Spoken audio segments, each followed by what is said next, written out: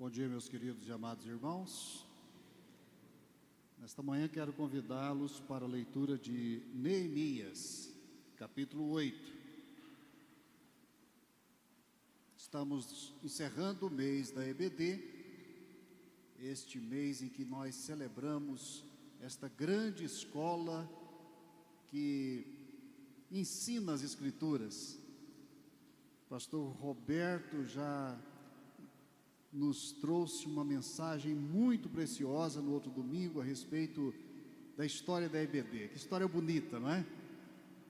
Que coisa maravilhosa é a gente pertencer a esta escola histórica, que tem realmente mudado vidas e edificado igrejas ao longo dos séculos. Hoje eu quero meditar com os irmãos sobre a função da EBD na renovação moral e espiritual do povo de Deus. Diz assim então Neemias capítulo 8. Então todo o povo se ajuntou como um só homem na praça, diante da porta das águas, e disseram a Esdras, o escriba, que trouxesse o livro da lei de Moisés, que o Senhor tinha ordenado a Israel. E Esdras, o sacerdote, trouxe a lei perante a congregação, tanto de homens como de mulheres, e de todos os que podiam ouvir com entendimento, no primeiro dia do 7º mês. E leu nela diante da praça que está fronteira à porta das águas, desde a alva até o meio-dia, na presença dos homens e das mulheres, e dos que podiam entender, e os ouvidos de todo o povo estavam atentos ao livro da lei. Esdras, o escriba, ficava em pé sobre um estrado de madeira, que fizeram para aquele fim, e estavam em pé junto a ele, à sua direita, Matitias, Sema, Anaías, Urias, Ilquias e Maazéias, e à sua esquerda, Pedaías, Misael, Malquias, Assum, Asbadana, Zacarias e Mesulão. E Esdras abriu o livro à vista de todo o povo, pois estava acima de todo o povo, e abrindo-o, ele, todo o povo se pôs em pé. Então Esdras bendisse ao Senhor, o grande Deus, e todo o povo, levantando as mãos, respondeu: Amém, Amém. E inclinando-se, adoraram ao Senhor com os rostos em terra. Também Jesuá, Bani, Serebias, Jamim, Acube, Sebatai, Odias, Maazéias, Quelita, Azarias, Josadab, Anã, Pelaías e os levitas explicavam ao povo a lei, e o povo estava em pé no seu lugar. Assim, leram no livro, na lei de Deus, distintamente, e deram o sentido, de modo que se entendesse a leitura. E Neemias, que era o governador, e Esdras, sacerdote e escriba, e os levitas, que ensinavam o povo, disseram a todo o povo: Este dia é consagrado ao Senhor vosso Deus. Não pranteeis, nem choreis, pois todo o povo chorava, ouvindo as palavras da lei. Disse-lhes mais: Ide, comei as gorduras e bebei as doçuras, e enviai porções aos que não têm nada preparado para si, porque este dia é consagrado ao nosso Senhor. Portanto, não vos entristeçais, pois a alegria do Senhor é a vossa força. Os levitas, pois, fizeram calar todo o povo, dizendo: Calai-vos, porque este dia é santo, por isso não vos entristeçais. Então todo o povo se foi para comer e beber, e para enviar porções, e para fazer grande regozijo, porque tinha entendido as palavras que lhe foram referidas. Amém. Este texto realmente impressiona a gente. Eu diria que é um texto que nos emociona.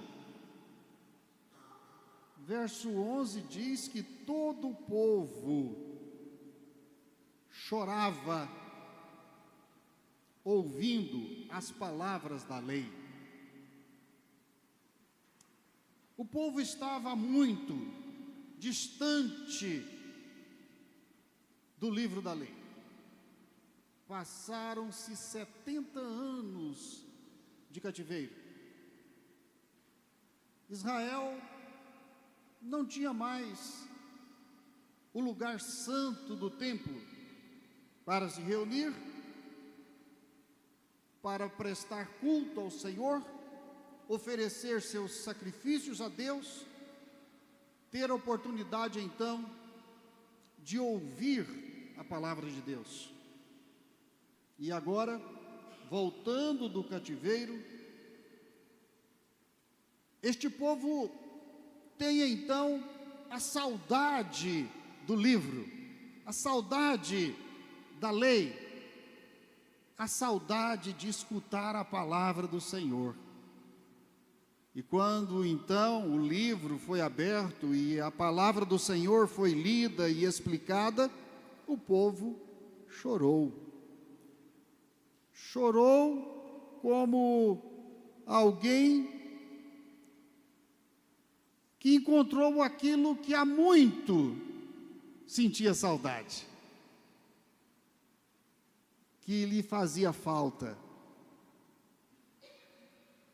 que tinha deixado um vazio na alma, e que agora então eles podiam ouvir, entender. E eles estavam com tanta sede da palavra, que aqui ficaram de madrugada até meio-dia em pé, e não se cansaram. Pelo contrário, parece que a emoção cada vez aumentava mais, e aquilo gerou um grande pranto.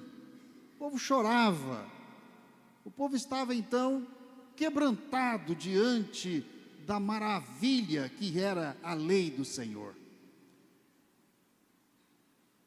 Eu gostaria então de desdobrar esse texto, porque ele não pode ser lido sozinho.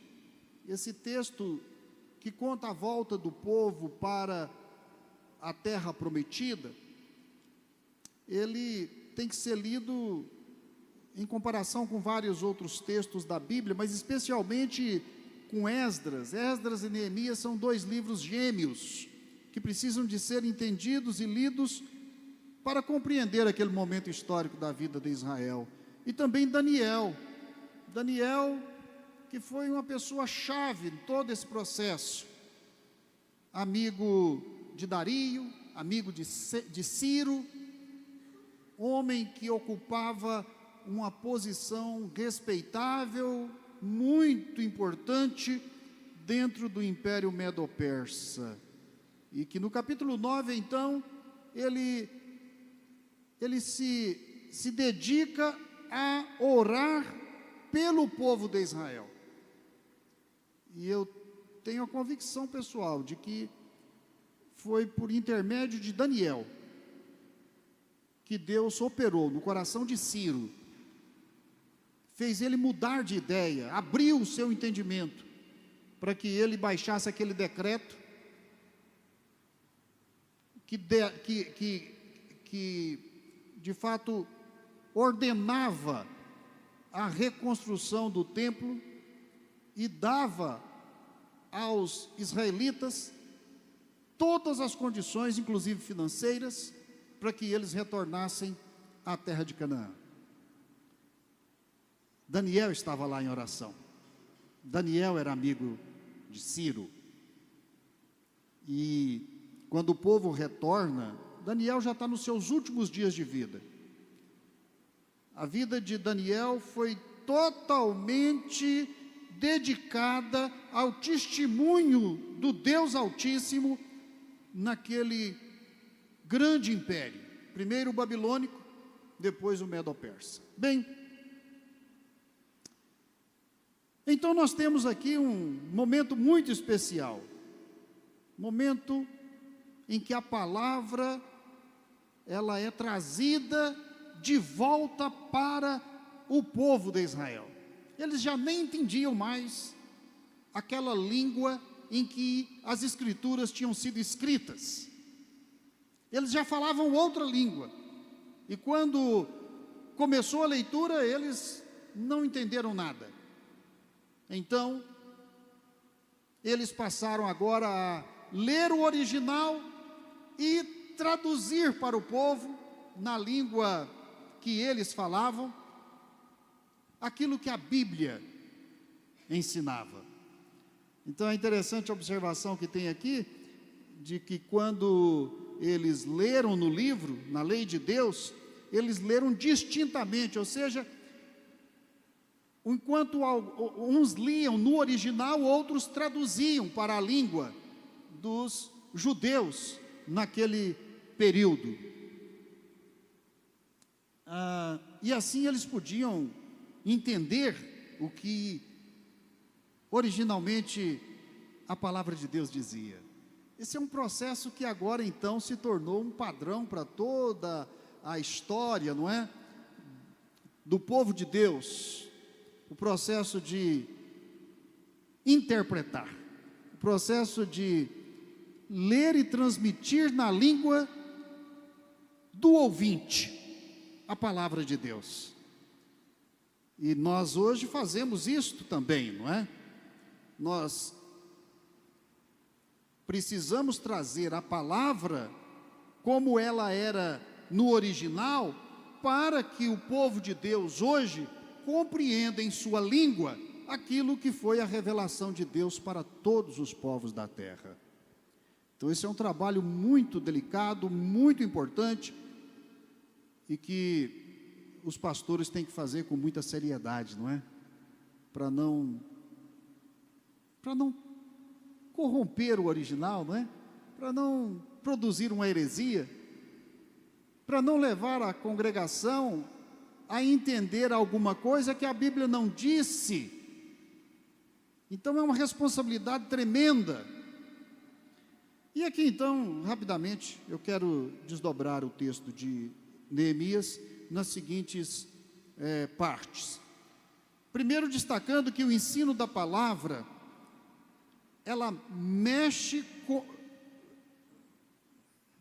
é uma palavra assim meio vulgar, não é? O ensino da palavra transtorna, revolve. O ensino da palavra penetra naquilo que a gente conhece muito bem, que é a culpa. Por que falar de culpa aqui, não é? Esse período da nação de Israel é um período de uma compreensão profunda a respeito da culpa, a respeito do que fizeram e das consequências daquilo que fizeram. Então, a culpa tinha que ser removida, a culpa tinha que ser trazida para o nível da consciência, a culpa precisava ser confessada, a culpa precisava ser curada, e o povo estava carregando aquela culpa. Eles carregavam um fardo muito pesado. Eles estavam, de fato, agora descobrindo como que as ações de todos os seus antepassados acabaram por trazer sobre a nação aquelas consequências terríveis, sofrimento amargo e a perda de tudo que Deus lhes tinha dado quando os colocou na terra de Canaã. Perderam tudo. E por que perderam tudo? Porque transgrediram, porque pecaram. E aqui em Esdras e Neemias a gente vai ver essa culpa sendo revolvida, não é? É como fazer com que a sujeira que está depositada lá naquela parte sedimentada, não é? no fundo da represa, agora então venha para cima.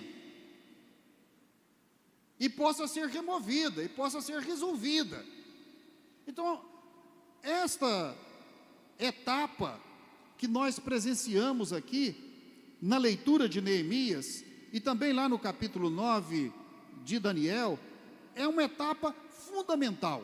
A palavra, ela remexe a alma, ela, de fato, mexe com a culpa, ela mexe com aquilo que está sedimentado, com aquilo que às vezes a pessoa pensou até que já tinha superado, mas é que, na verdade, é a causa, não é, de todas as suas mazelas. Quer dizer, é uma bactéria que está ali e ela está corroendo de forma oculta e a pessoa não percebe e, no fim, acaba destruindo a sua vida. Então, era preciso fazer essa cirurgia. E então a lei foi um instrumento de Deus para que o povo agora pudesse compreender melhor o sentimento de culpa que eles estavam experimentando. A culpa é o sentimento que acusa o tropeço da vontade no pecado. A culpa traz o pecador de joelhos para perante o nosso Deus. É isso que Esdras, no capítulo 10, versículo 1, vai dizer. O povo chegou contrito à presença de Deus para tratar então desta enfermidade espiritual. Também o ensino da palavra, ele abre o entendimento espiritual. Havia aqui um problema, não é? Quantos anos aquele povo não era confrontado com a palavra de Deus? Quantos anos o entendimento estava embrutecido, estava desativado, digamos assim, enferrujado. E agora, a palavra abre o entendimento espiritual daquele povo. Então, Paulo vai dizer lá aos Coríntios, que o Deus deste século cegou o entendimento das pessoas. Então, Israel também estava nesta condição, por falta da palavra, por falta exatamente desse trabalho que a palavra realiza ao perscrutar a nossa consciência, o nosso coração, a remexer a nossa vida. A palavra tem esta função primordial. O ser humano jamais vai ser o que Deus deseja que ele seja, se a palavra não mexer com a sua vida e transtornar o seu coração e trazer à luz aquilo que estava oculto. O ensino da palavra então traz entendimento espiritual. Assim, diz o verso 8, leram no livro, na lei de Deus, e deram o sentido, de modo que se entendesse a leitura. E depois, no versículo 12, então todo o povo se foi para comer, beber, para enviar porções e para fazer grande regozijo. Por quê? Porque tinha entendido as palavras que lhe foram referidas. Ou seja, o ensino da palavra é o momento quando o Espírito Santo abre o entendimento das pessoas. A Escola Bíblica Dominical, sem dúvida, traz isso para nós, não é? Aquele momento quando a palavra é explicada e quando nós buscamos compreendê-la e aplicá-la à nossa vida, porque não adianta frequentar a escola dominical só para obter mais conhecimento, mas para obter de fato uma nova vida, uma mudança de vida. E aqui o povo estava experimentando isto. O entendimento foi aberto. Também o ensino da palavra transforma a tristeza em alegria de alma. Olha o resultado, não é? O texto nos fala de uma grande alegria que o povo sentiu depois de ouvir a palavra. Eles tiveram, na verdade, um sentimento misto, não é? A princípio um sentimento de tristeza, de choro, o confronto com a palavra, a descoberta de que realmente o que eles haviam sofrido era decorrente da desobediência que haviam praticado. Então, essa dor de descobrir que estava sofrendo por causa da consequência do que haviam praticado. É a dor do arrependimento, é a dor da conscientização, não é? Mas também é a alegria. E aí os levitas, orientados por Esdras e Neemias, eles dizem: olha, vão consolar o povo, saiam, estava uma grande multidão, saiam de pessoa a pessoa, de grupo em grupo, e digam a eles: não vos entristeçais, nós estamos agora vivendo a realização do cumprimento das profecias do Senhor, é a esperança. Então, vocês agora precisam de alegria. Deus já resolveu o problema do pecado, Deus já expiou a vossa culpa. Agora então, vamos nos alegrar. Então deixe o choro. Agora, ao encerrar do culto, né, digamos assim, voltem para suas casas, vão comer, beber, vão partilhar das bênçãos, porque aqui não é só a questão da alegria pessoal e daquela satisfação que a palavra traz para o seu coração, é também você dividir isso com o outro, não é? Então aqui, olha, vocês vão, comam, mas lembrem-se de que há outros que não têm o que comer. Então, peguem daquilo que vocês estão comendo, levem para os outros que estão com fome. Que aplicação maravilhosa é esta da palavra, não é? A palavra nos ensina então que não é possível a gente desfrutar do que Deus nos dá sem lembrar que há pessoas à nossa volta que não têm sequer o que comer, não têm onde dormir, não têm casa, não tem família. Quer dizer, a solidariedade, quer dizer, nós partilhamos as bênçãos que recebemos quando nós dividimos o que temos. Quantos de nós têm feito isso, né? Tão poucos, mas é o resultado que Esdras e Neemias esperavam que o povo praticasse, especialmente com os irmãos, não é?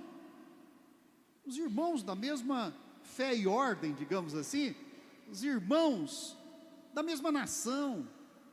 Então eles saem, dividem, se alegram, comem, bebem. É isto que diz aqui, que eles fizeram um grande regozijo, porque tinham entendido a palavra. Entender a palavra é, portanto, colocá-la em ação. Entender a palavra é dividir a palavra com o outro.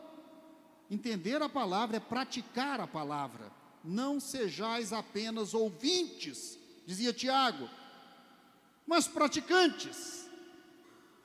O ensino da palavra nos leva a celebrar as grandes vitórias de Deus em nossa vida. Por último, do versículo 13 ao versículo 18, nós vamos então ver como que aquele povo agora vai resgatar as grandes festividades de Israel, que não eram meramente festas para o desfrute, mas eram festas para a memória, era o resgate da memória de Israel.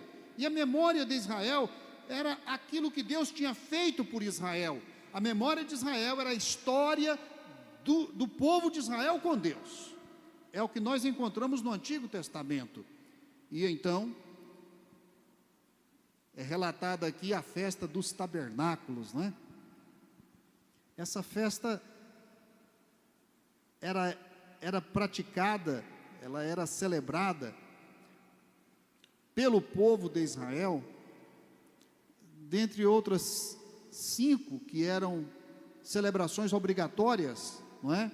O sábado, a Páscoa, a festa do Pentecoste, a festa de Purim e a dos tabernáculos.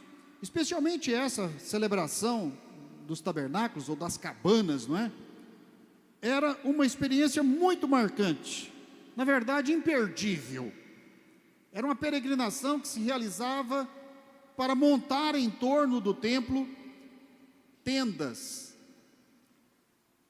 barracas, diríamos hoje, não é? Toda a família se mudava para os arredores do templo e construíam a sua cabana com ramos, com folhas, com palmeiras, palmas.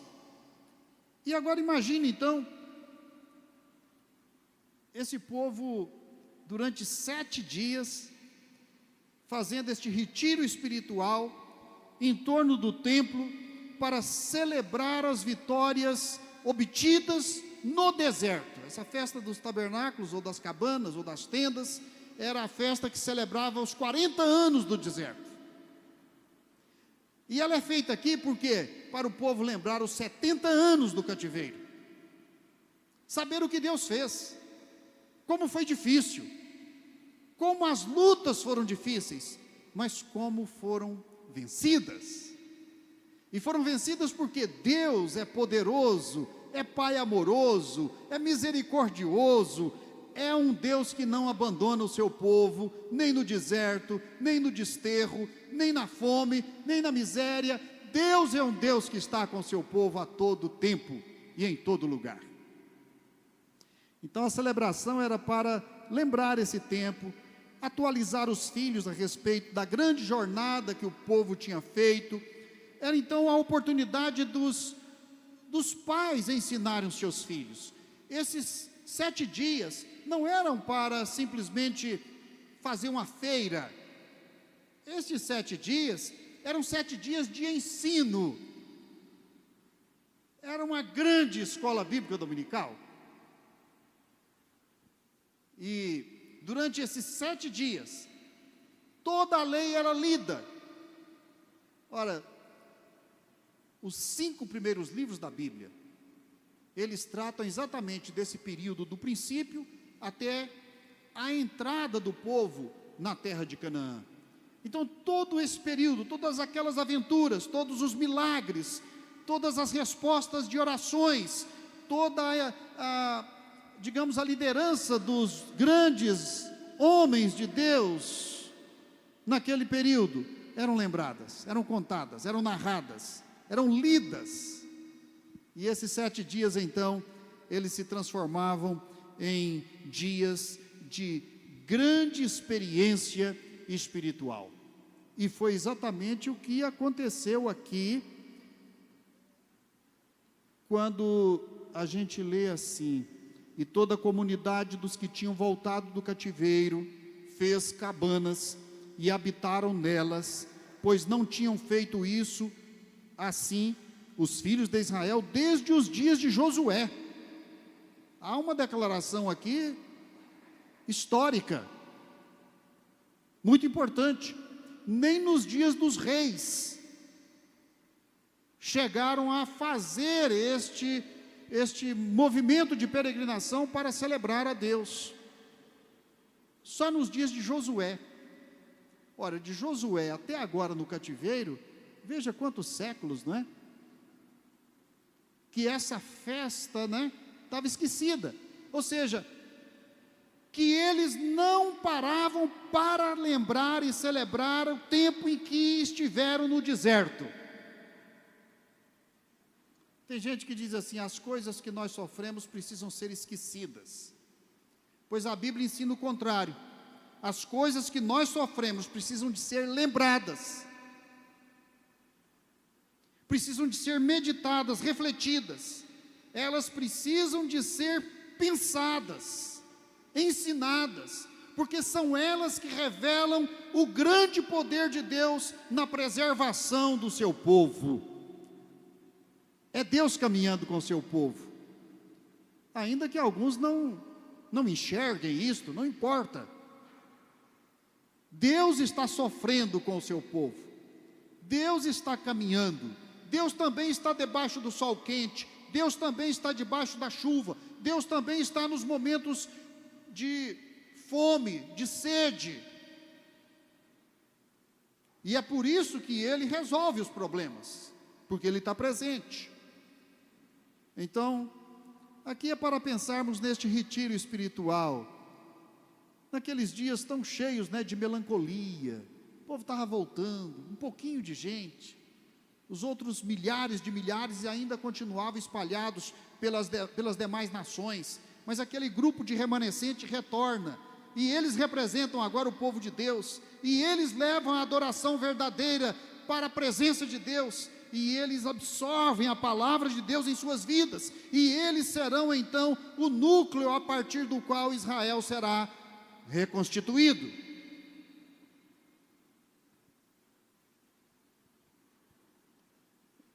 Podemos pensar então nesta festa dos tabernáculos como os 7 dias de imersão nas Escrituras e descoberta das grandes obras de Deus, desde a criação até a conquista da terra prometida.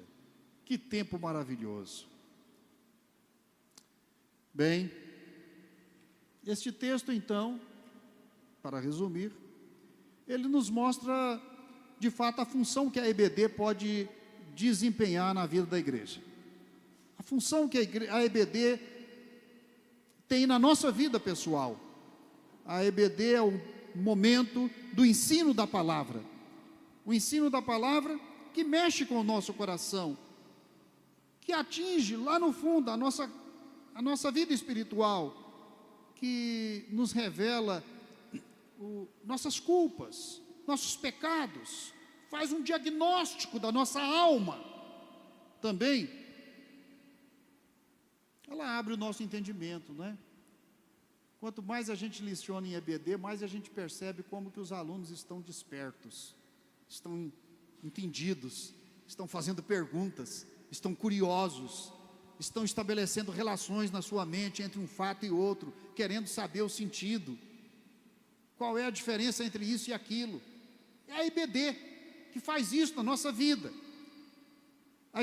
O ensino da palavra, portanto, ele abre o nosso entendimento, ele transforma a nossa tristeza em alegria, e ele nos leva e nos coloca diante das grandes obras de Deus. E estas grandes obras de Deus é que sustentam as nossas vidas, porque estão cheias de promessas para a nossa vida. Meus queridos irmãos, que bom que nós temos a Escola Bíblica Dominical aqui, e que bom que os irmãos são alunos assíduos, e que estão sempre buscando o conhecimento da palavra. Que Deus assim abençoe a nossa Escola Bíblica Dominical, e que nós estejamos sempre abertos, com entendimento aberto, para cada dia mais conhecermos este Deus maravilhoso em quem nós cremos. Amém?